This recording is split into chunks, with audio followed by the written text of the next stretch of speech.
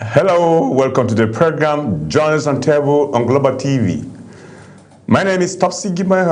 I want you to be with me on this program as I discuss a number of issues that are quite very interesting.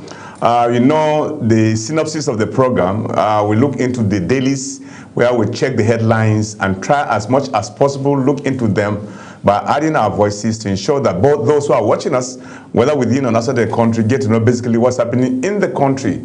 Of course, we look into security, politics, religion, and all that. So I want you to be part of this edition. With me in the studio, I have my usual friends who contribute immensely to the program. I have Bode Badebo, editor online with Leadership Newspaper Groups. It's a pleasure having you on the program this evening, Bode Badebo. My pleasure to be back, and happy weekend. Thank you so much. I wish you so well too. Thank you. Yes. My friend, my colleague, Ubong Usoro, he presents, he reports for Global TV. It's a pleasure having you. Thank you so much, Mr. Thompson. Yeah, of course, today, those of you who have had the privilege of watching or reading newspapers will be made to understand that there are many issues that are embedded to some of these newspapers, where one of the leading stories is the defection of the sons to a well-known Nigerian politician, Atiku's son, in the person of Abba, leaving PDP or defecting from PDP to join APC, which is a sharp contrast of his father's political ideology. His father has been a member of PDP, where he served as a vice president for some years, later left that part, joined another, or either formed a political party, eventually found himself APC, and left again to join PDP. And now he's no longer with PDP. He has joined a new political party that's coming on board, or has been on board they call it ADC, African Democratic Congress, where most of these political juggernauts that are known in Nigeria who are opposing to the present government have found themselves, who are leading there. We are told that the United States of America, about 76 countries, which Nigeria is one of these countries, have to access visa to go to United States of America will not be so easy. You know what, the policies of Donald Trump, they are so harsh, particularly anti-immigration is one of his campaign promises he made. And of course, he's living onto that. We will looking at that to see whether it's going to affect us or it's going to be something that will ginger the government to do more so that we don't look further anywhere to go to America but do our things here. Again, we're going to look at the $413 million given to us to fight insecurity in Nigeria by the same United States of America. And then Rivers State impeachment saga. We all know that 4 lawmakers who had earlier shown interest to be part of this impeachment have withdrawn their support for that. So we don't know what actually happened. And then Senator Natasha is today walking free 2026 because some of these litigations leveled against her, they were even taken to court, but now they are free. Remember the preaching that was made by the Reverend Father in Rivers State, in Akwa Ibom, where the president of the Senate, Goza Pabio, stood up before the congregation and said he has actually withdrawn all the cases and he told his solicitors to withdraw those cases. And one of the cases is that of Natasha, where he said his name was defamed. So these are the things we'll be looking at this evening on Join Us on Table. Once again, let me welcome my colleagues. But we're looking at those issues atomized. What will you say with the defection of Atiku's son to APC, the party that his father opposes very strongly? Well, it's just one of the political events happening every day. Yes, until yesterday, I didn't know who was Abba Atiku. That's for me, I didn't know. Even though they said he was instrumental to the formation of one support group called Aske Atiku, that has been always, advocating for support for the former vice president. Now that the man, in fact, when the story first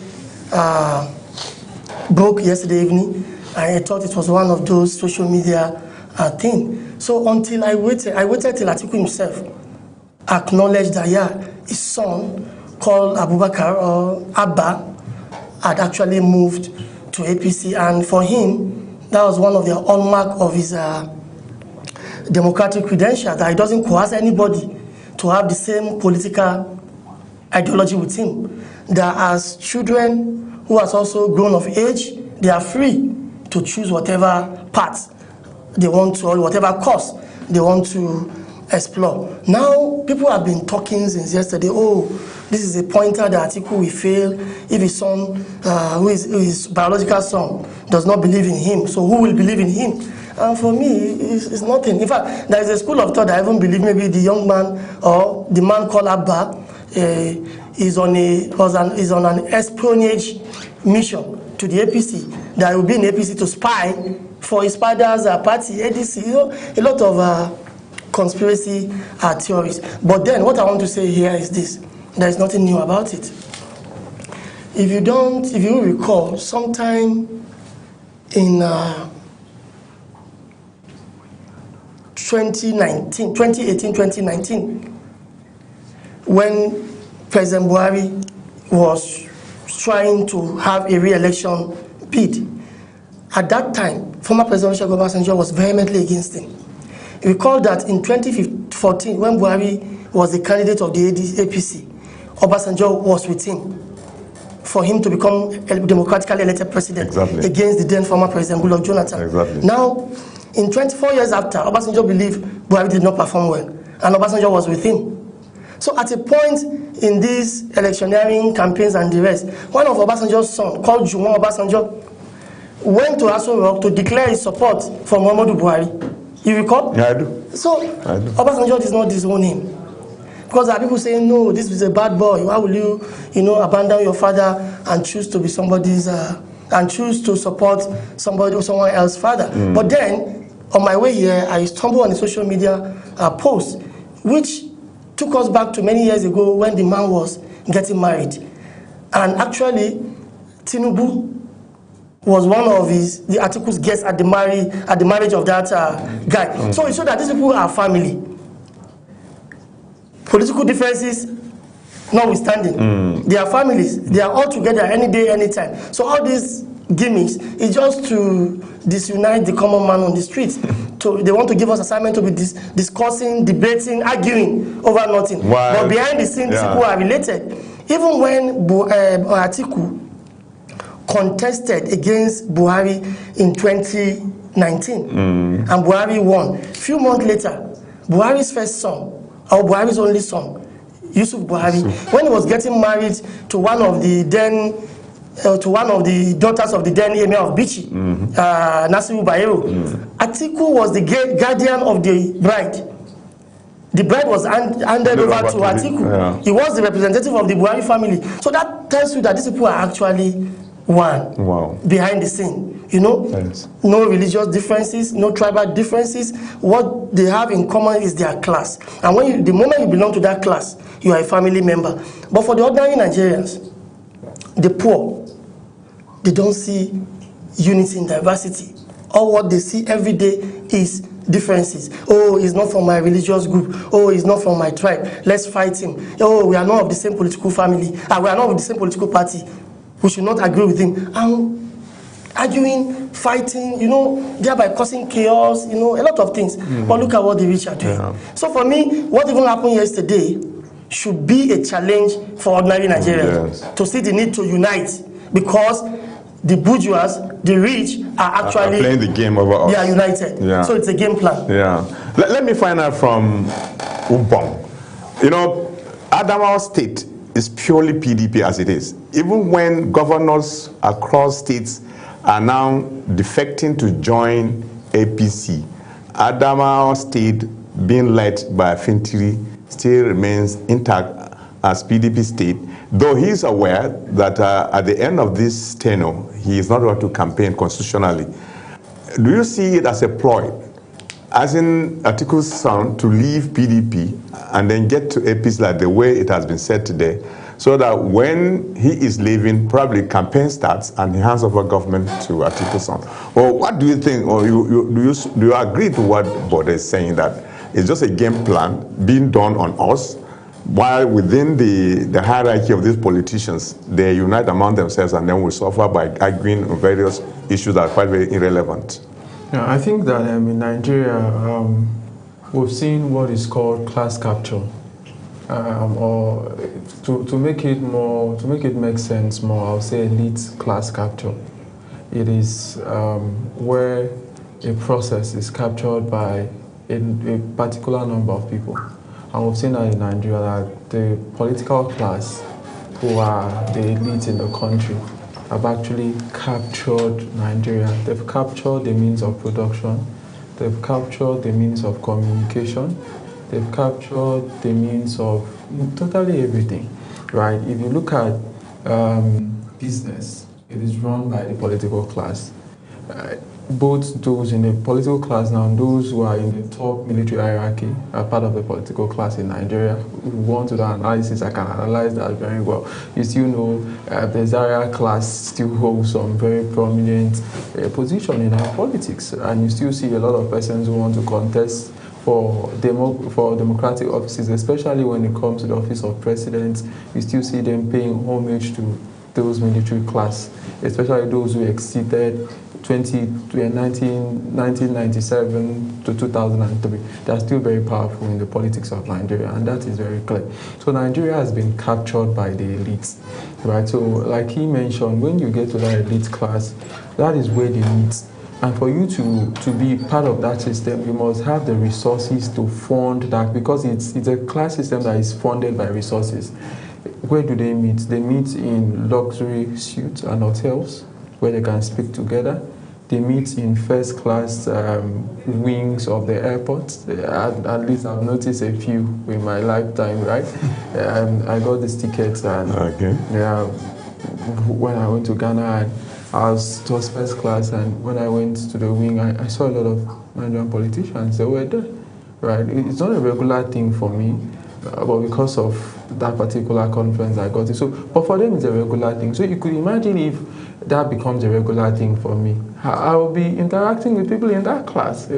So where they meet, they are without security people there. They have free access. You could go to a minister, sit with him, talk with him. That's a class that is ruling Nigeria. And a lot of Nigerians are not cognizant of this fact. This is not the first time in Nigeria we are seeing parents and families who have decided to play the politics of thoughts. That is, we are thinking in any way possible it will favor us. And that's what we are seeing. We saw it with the Bukola family in Kwara State, where the sister, Gbemisola Bukari, was supporting APC at the time, while the former Senate President Bukola Saraki was very much involved with the PDP. So anyway, it went. It's a family affair at the end of the day, right? So I feel that, but for me, one politician I know from the north that is very open-minded to issues is Alhaji Atiku Abubakar. You cannot, yes, you can fault him, but you cannot fault Atiku to be narrow-minded, because even the spokesperson for Atiku, which we've known him for years, is from the southeast. And he's worked with him for years. Atiku has family, he has children who have maternal linkages to the southwest, to the southeast. So you can't even fault that Atiku is very cosmopolitan in nature, right? He is. So I think the children are above 18 years. They can make choices for themselves, and in democracy, when you are above 18, you'd have looked at the pros and cons. This guy has looked at maybe from what I'm seeing, APC may win. I do not. Maybe he has supported his father 2019. His father didn't win. Some persons say that the best chance that Atiku had was in 2019, and not even 2023. I know they say it was 2019 that was his best chance. Right? Maybe he's even supported Atiku in 2023 and he did not win. But he's saying it looks as if he has looked at things. President Tinubu, even when all was against him, the APC, major players in the APC did not want him to emerge. He emerged against all odds. That was when he shouted, "It's my turn." So the boy has looked, maybe, and this is the same person that is now in the saddle of power. He has crossed his eyes, dotted his eye, crossed his teeth, and said, "Let me go with the person I think will win the election, because I do not think my father will win." And he has made his choice. And I don't think it should also be held against his father, because, right, even in the religious circle, we see it, or we could have some persons, what we call family church, where I come from. It's very prominent in the village. We could count maybe 4 or 5 churches in my village, and you know that every family belongs to any of these churches. But as people grow up, they could decide, I'm no longer a part.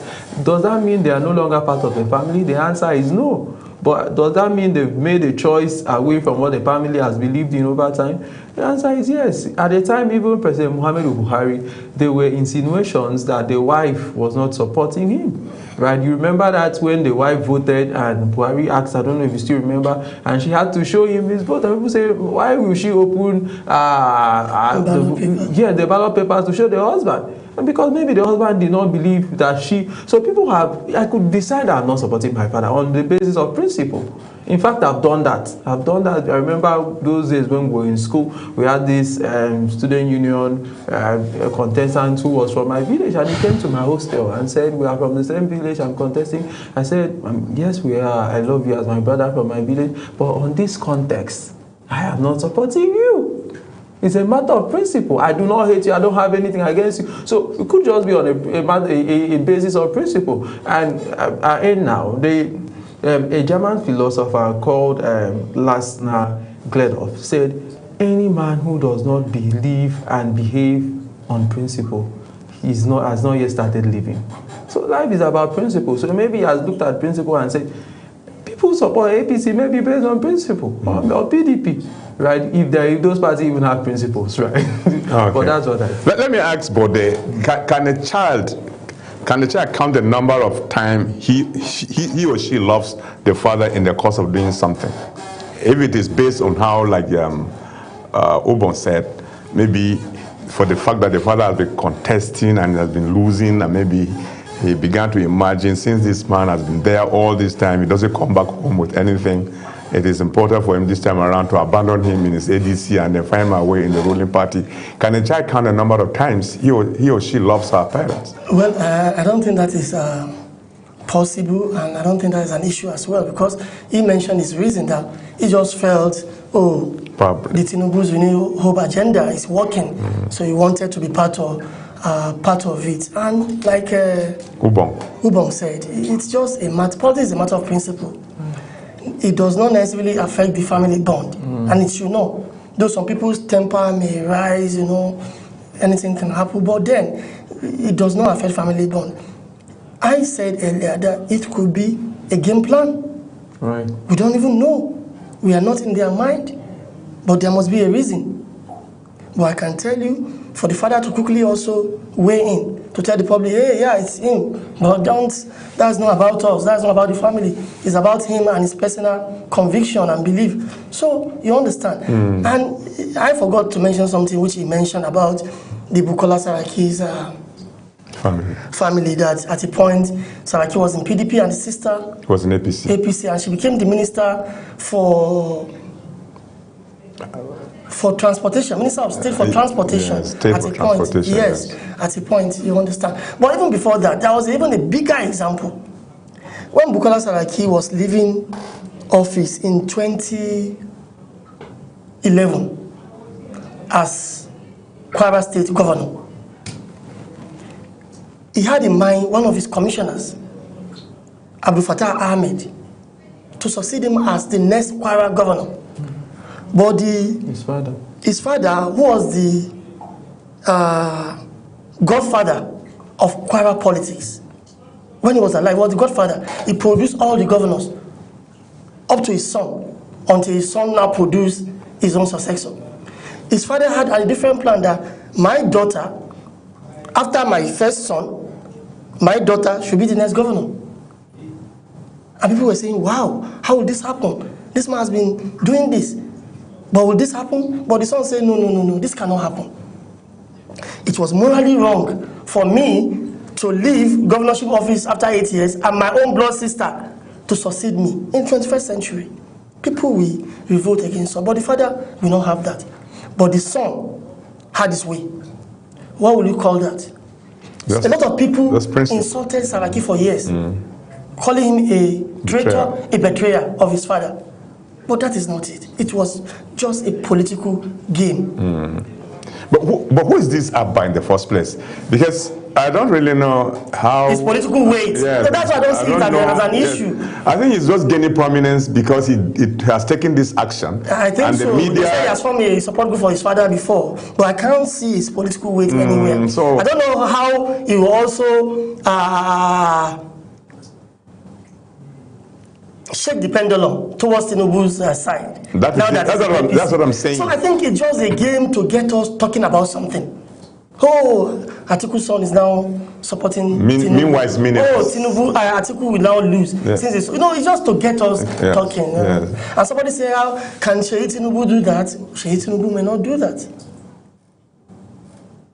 But then, if Sheyi Tinubu's father leave the office tomorrow, and Atiku or somebody else who is anti-Tinubu today happens to be the president, for food purpose, Sheyi Tinubu, who at that time can be described as son of former president, can also support his father's former political foe, who is in charge for food to flow. Yeah. So just it's a non-issue for now. Okay. Let's go to this issue, Ubong. United States of America, Donald Trump, even at the first time in 2016 when he came on board and lost it to Biden in 2020, I guess, he came in with this mantra, really making sure that immigrants that cross the border into United States of America without papers, they must go back. But he didn't achieve that. But in the second coming, like the way it is one of these campaign promises he made to Americans and insisted that he would do that. And by the time he became the president the way he is one of the forefront things he's trying to do to ensure that anybody that enter America without being documented should be living. Today, countries that he identified them not doing so well, when they come to America, it's better to ask them to stay completely, but not even granting them, giving them opportunity to access visa. And there are 76 countries, and Nigeria was one of them, including Liberia. Liberia is a country that America supervised at a point, and the supervision came as a result of the abolition of the slave trade, and they were en route to United States of America when Lincoln abolished slave trade. They now had to turn them back to Africa. Coming back to Africa, they noticed that they were taken from various countries, and they didn't know where these countries were then, so they now made a country for them that's called today Liberia, dumped them there for them to fend for their survival until they are today. Now it's equally one of the countries. Their currency is equally called dollar, but not as strong as that of the United States of America. What's your take on that? Yeah, I think Donald Trump has been very strong on his immigration policy. You could see that when he campaigned for his first term, one of the things he campaigned on, it was on the strength of building a wall that will, especially the Mexico border of the U.S., it will fence round. So immigrants, those who are coming into the country undocumented, which will stop the flow of illegal migration. In fact, what we are seeing is that world over from 2025, we've had a pattern of migration to the global south, especially those from Latin America and those from Africa. And Africa, West Africa and East Africa has led that particular exodus into Europe and America as a country. And most of these persons that have gone into this country go in as illegal migrants. And there's what is called, especially in Europe at the moment, we still have, the US used to have, but Donald Trump is scrapping them one after the other. We have charities that set up asylums. They call it camps for these persons. So you get to the camp, you stay in the camp, and there are processes that you follow, right? You could stay in the camp and use the marriage route. You could stay in the camp and use, there are many routes that the lawyers will help you. So these charities pay the lawyers, and the lawyers help you check out. You can use the student route, you can use the work route where companies will now give you temporary visa, temporary stay visa, maybe 6 months, 1 year, and you update as you go. And over time, you can work your way towards getting residency, and over time, work your way towards getting permits. For most of the person who go as illegal migrants, it is it is a very dangerous journey, because most of the persons that we are talking about, this class of immigrants, are people who either trek, are people who either use, trek through the Sahara Desert, pass to Libya, cross the Mediterranean Sea, and a lot of people die in that particular voyage, and not a lot of them get into Europe. So Donald Trump has been strong, and I think the Republican Party too, especially from 1970s, but still in the Republican Party, the rhetoric has been hyped on let's stop illegal migration, but we've really seen Donald Trump come out to say he started with the wall. He wasn't able to get a concrete wall. He was able to, put on some kind of perimeter fencing, and thousands of kilometers of perimeter fencing over that particular, but people still find a way. Scale through. Yes, from most of these countries that are suffering, to scale through the U.S. When they get to the U.S., they could stay in churches. Some churches offer them spaces to stay, and they could work minimally. But Donald Trump is saying that most of these undocumented immigrants are, which you could argue whether he has the fact or not. He's saying most of them are people who are released from prisons. Most of them are people who are released from mental homes and are sent into the U.S. In fact, one of the things he said about the Venezuelan leader was that he even releases people who are drug addicts and sent into the country. Whether that rhetoric is yes or no, he has the facts to that, but he's clear that he doesn't want it. So what happens now is that people who are on immigrant visas from the 26th of January, it will be more difficult for them. It's not a total closing. It's just making the hard to get stringent. That, for instance, now your social media posts will be verified and checked at least for the last 5 years.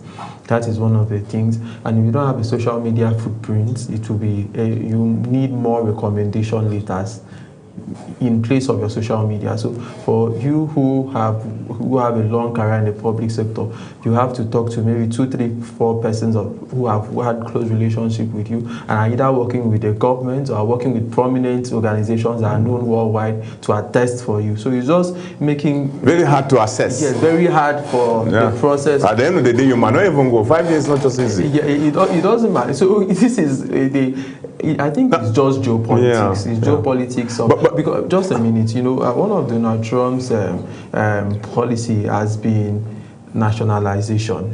It's been about country. Make America first. Make America first. That was the rhetoric that won him election. And I think he's trying to play into that power base to say, you gave me the support, I said I will do this, and now I am doing it. So students who want to get to the US, the student visa is still the same way it was. People who want to go on short-time tourist visas, it's still the short way it was. People who have like $5,000 that are going to do a business in the US, that are going to invest. If you have up to $5,000 now and you need a visa, maybe even an express visa, and you're going to the US to invest, it is still open. So he's opening up those other routes that brings money. But for people who are just coming to say, I'm going to America to benefit. What Donald Trump wants... that America has been they've been a socialist government for so many persons, welfareist. He doesn't want to. I think what Donald Trump wants, people that bring value to his government. Yes, that's it.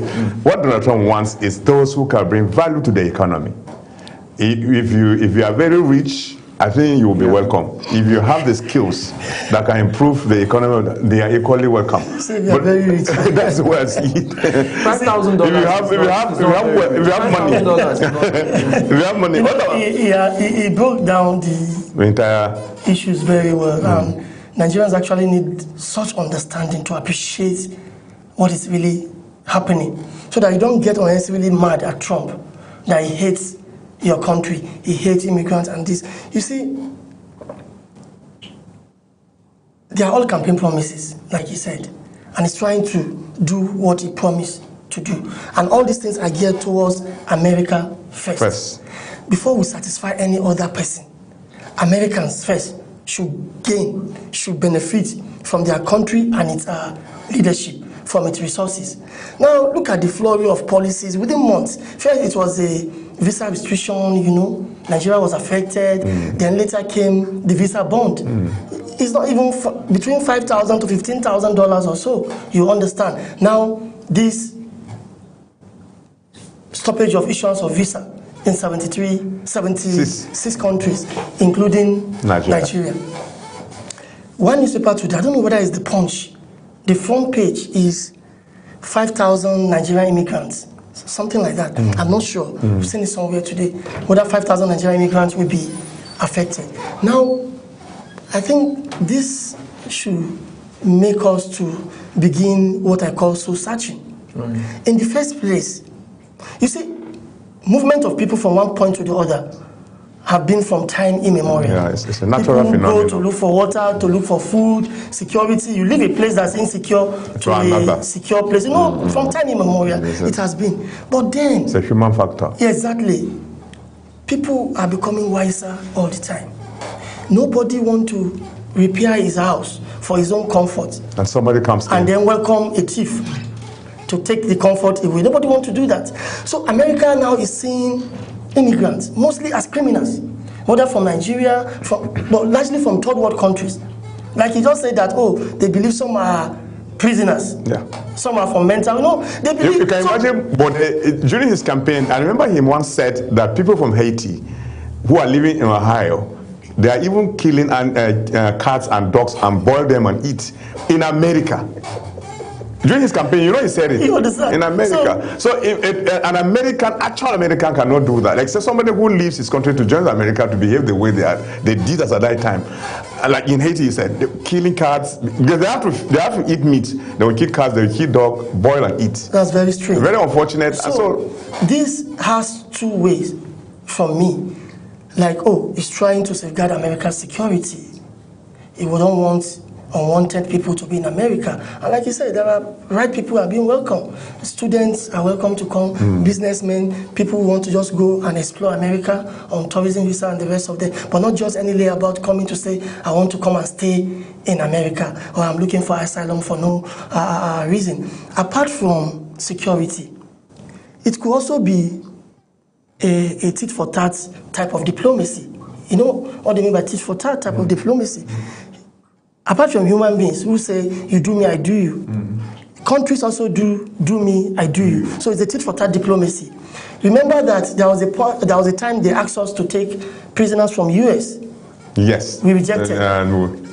They asked Ghana to do that. Ghana rejected. Then one other third world country who accepted. No, then go and check the way Trump is relating with countries who look at his face and say, go to hell, we are not taking prisoners. And countries who accepted to do US bidding. The treatment I think they were to take to Rwanda also. Exactly. Yeah. The treatment is not the same. So it's a two-way thing. It could be a tit-for-tat diplomacy, or it could be, yes, it's trying to make sure America is actually safe from criminals from third world countries. But then, leave that, because they all exist within the realm of speculation. But then, people who understand international politics actually know what is going on. And like you said also, it could be a manifestation of geopolitics.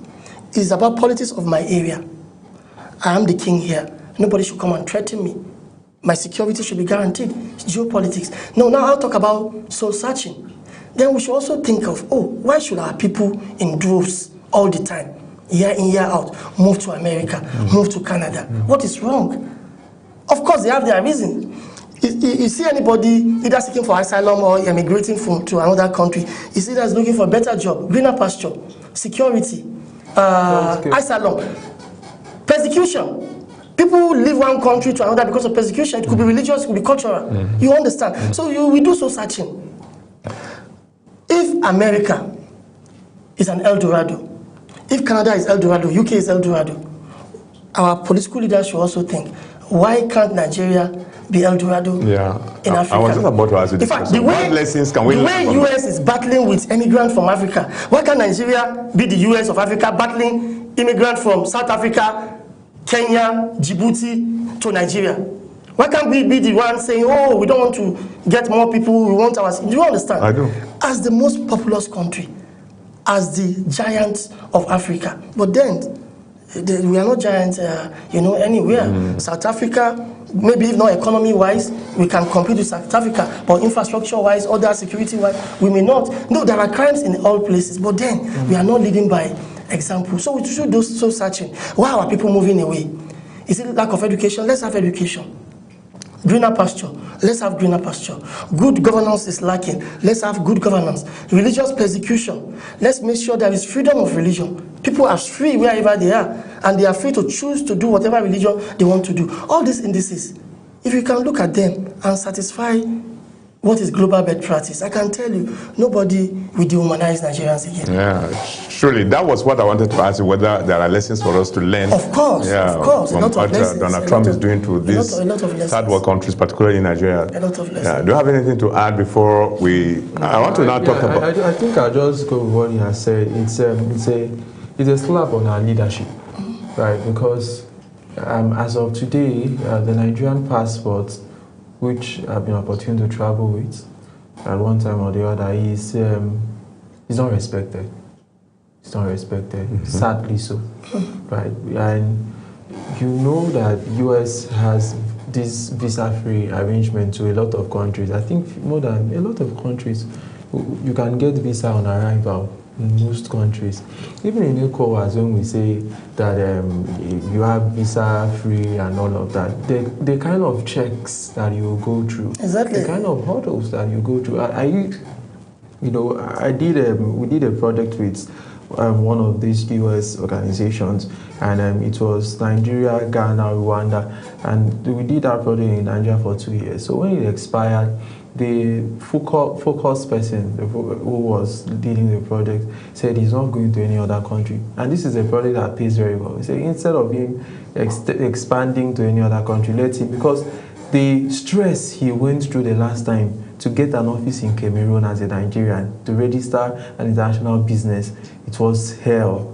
It's not something he wants to experience again. Because he went through, but when you go there, they believe you are a Nigerian, you have so much money, there's a lot of hatred, there's a lot of competition. So the Nigerians pass through a lot to get, permission to be able to registration and to do business in those countries. So we have to tell ourselves the truth as Africans. Do we even like ourselves? If we were the US, would we allow? Look at what has happened to Nigerians in Ghana. Look at what has happened in Nigeria in South Africa. Exactly. Look at what Nigeria did to Ghana in the 19-something. Yeah. Ghana must go. So, and we are not better off. Let's not deceive ourselves. Local communities are fighting over parcel of lands. They're not better off. If we were the US, maybe we would have acted worse than what the US is acting. Exactly. So we should search ourselves and tell ourselves the truth. Yeah. Okay, because of time factor, what are you hearing, gentlemen, from Rivers State concerning the impeachment of the governor of Fubara? Well, I think the latest yesterday, there was a news about the Assembly's inability to reconvene. So a lot of people even thought, maybe there were cracks in the Assembly over the impeachment plot against Governor Siminalayi Fubara and his deputy, Professor Ngozi Odu. Now today they came out to say, well, they are still on course. In fact, they stated more reason why they must and they should impeach Fubara. The governor. And one dramatic thing again is that 4 lawmakers before today who had pulled out from the impeachment move to back Fubara, calling for a kind of political resolution, now have rejoined their colleagues.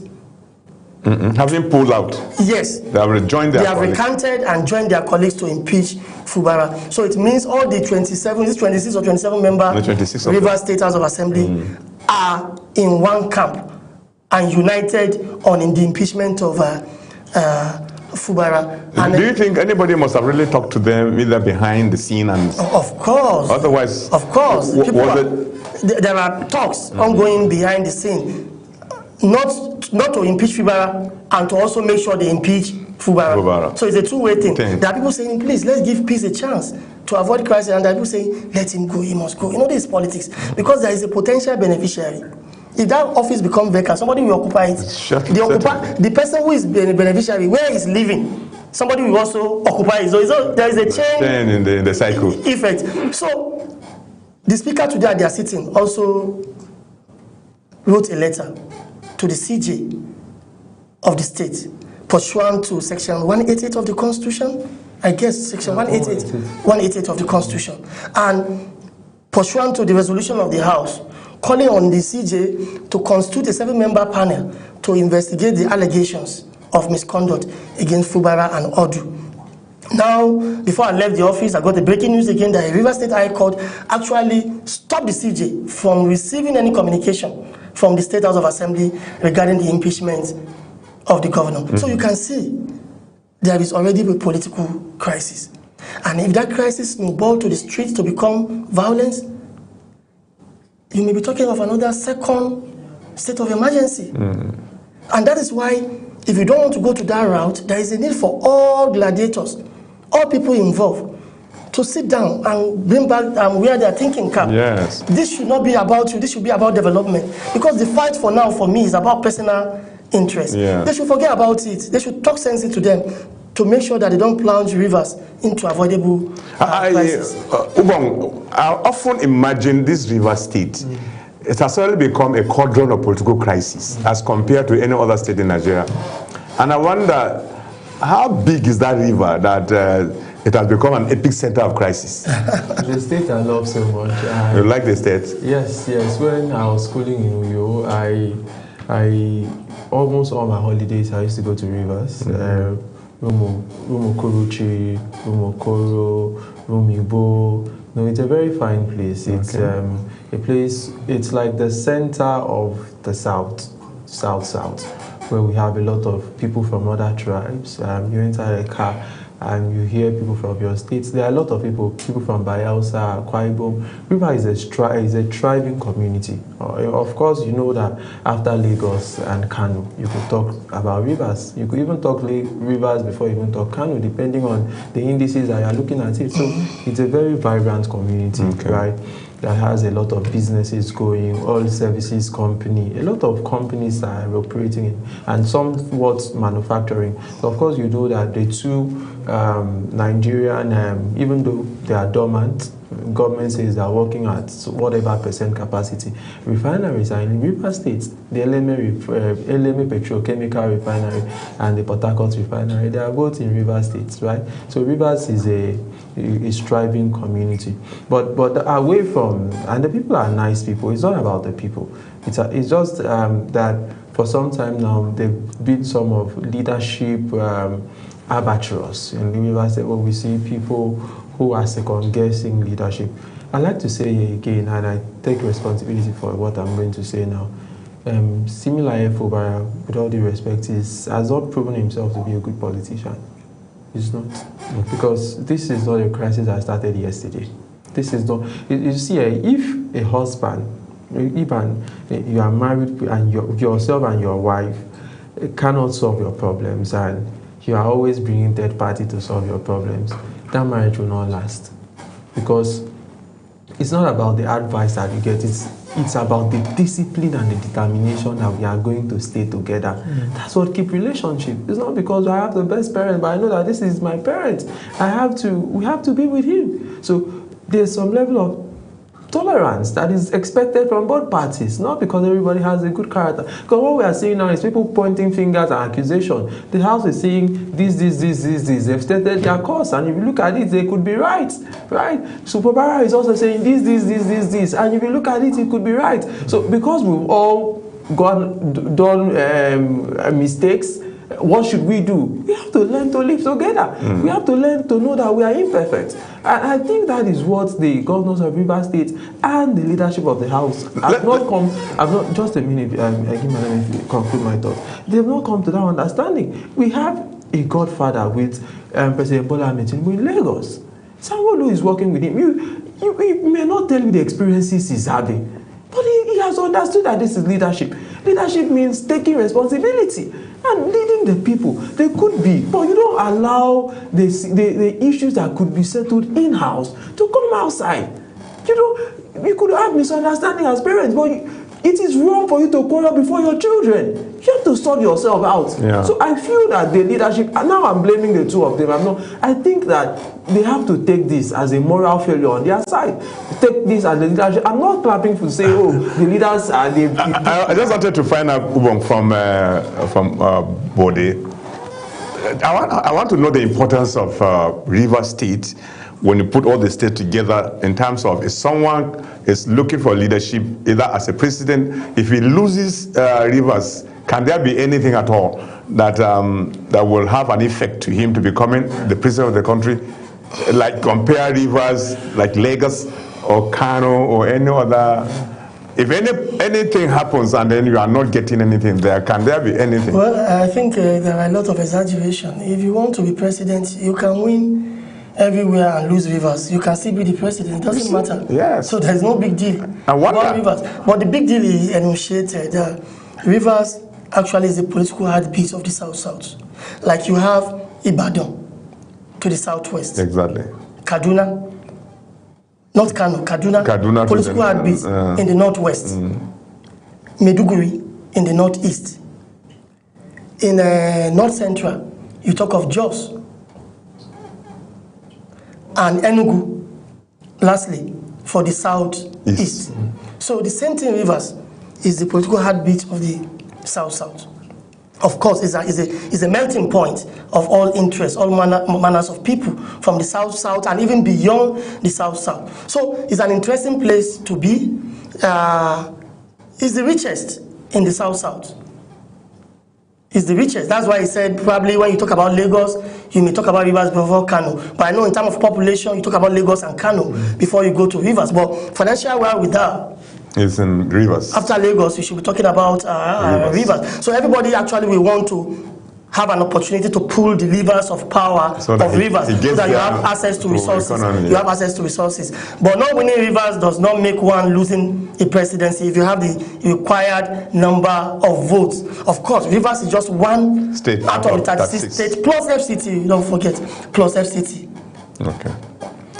Well, time is no longer in our hands to be discussing this. There are so many issues I had wanted if we could find time to do that. But of course, we have to give way for other things to be in play. I want to really appreciate you for finding time to be with us on this program, Journalist Roundtable.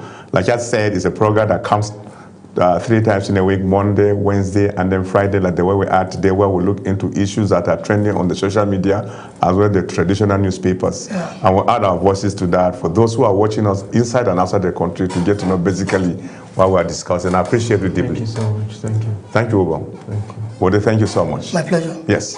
Well, whoever that's watching us, wherever you might be, we're closely coming to the end of the program. Journalist Roundtable, believing that the discussion we had this evening must have really gotten interested for you to understand the direction of the country politically, for you to take a position wherever you want. Again, we shall be doing that again on Monday with yet another package. I simply say, happy weekend. My name again is Topsy Gimba, and bye-bye.